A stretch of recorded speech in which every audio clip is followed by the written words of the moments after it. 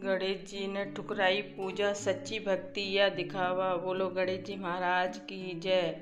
भगवान गणेश बुद्धि, विवेक और विघ्नहर्ता के रूप में पूजे जाते हैं, लेकिन क्या आपने कभी सोचा है कि क्या एक बार गणेश जी ने अपनी ही पूजा को मना कर दिया था? क्यों? चलिए सुनते हैं एक अद्भुत कहानी। गणेश जी का नाम, गणेश जी का त्याग।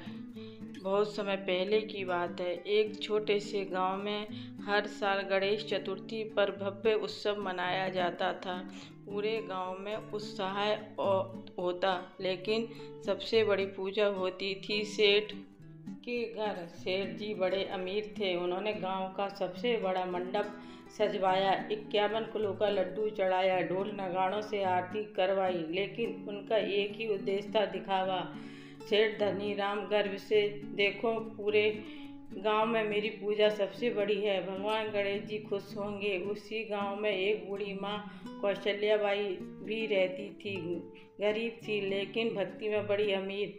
उन्होंने अपने घर की सफाई की, आटे से छोटा सा गणेश जी का स्वरूप बनाया, एक दिया जलाया और बस एक गुड़ की डली और तुलसी का पत्ता चढ़ाया। कौशल्याबाई भक्ति भाव से, हे गणेश, मेरे पास ज़्यादा कुछ नहीं, पर जो भी है वो तुम्हारा है।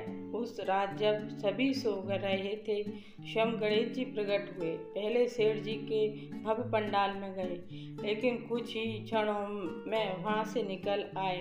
गणेश जी मन ही मन, यहाँ भक्ति कम है, प्रदर्शन ज़्यादा। फिर वो पहुँचे कौशल्याबाई के घर। वहाँ एक दीपक की लौ टिमटिमा रही थी और वहीं गुड़ की डली अभी भी रखी थी। गणेश जी मुस्कुराए, प्रसन्न हुए और बोले, माँ, तूने तो मेरा हृदय जीत लिया। अगली सुबह कौशल्याबाई का घर चमक उठा। लोग हैरान थे।